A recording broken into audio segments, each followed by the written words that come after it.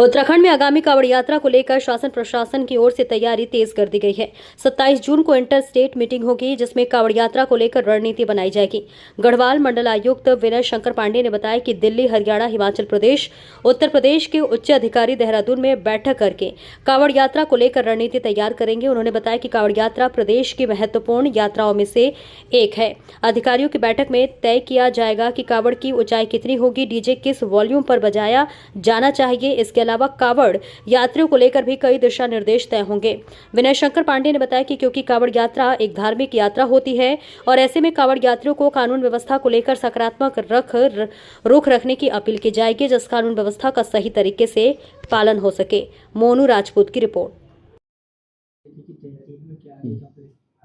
देखिए, कांवड़ यात्रा हमारे प्रदेश की बहुत ही महत्वपूर्ण यात्राओं में से एक है और कोविड के बाद पिछले अगर हम 4 सालों का आंकड़ा देखें तो यात्रियों की संख्या हर साल बढ़ती जा रही है और ये आंकड़ा 4.5 करोड़ 5 करोड़ के आसपास भी पहुंच रहा है।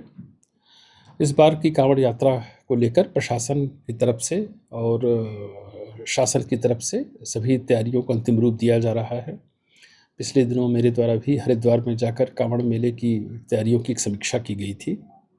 आज माननीय मुख्य सचिव महोदय की अध्यक्षता में भी कांवड़ मेले की तैयारियों को लेकर एक विस्तृत समीक्षा की गई थी, जिसमें सभी लाइन डिपार्टमेंट्स के जो हेड थे वो उपस्थित थे।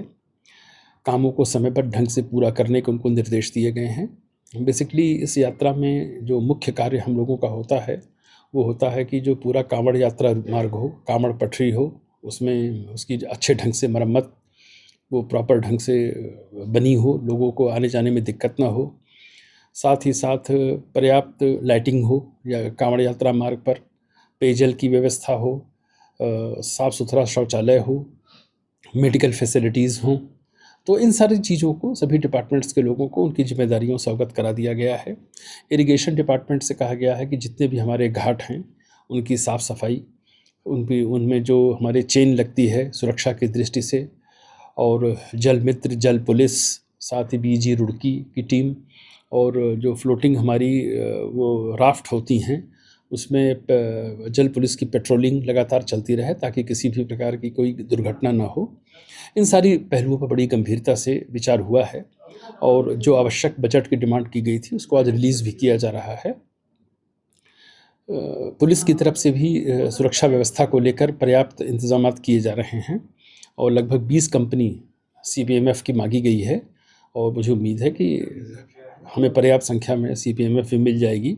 बाकी चूँकि 4 धाम यात्रा अब आप सभी पता है कि अब धीरे धीरे अब बरसात के कारण थोड़ा सा स्लो डाउन हो रही है, तो जो अन्य जनपदों से पुलिस की ड्यूटियाँ या PSC गई थी उसको भी धीरे धीरे हम लोग विड्रा करेंगे और इस कांवड़ यात्रा में उसका सदुपयोग करेंगे।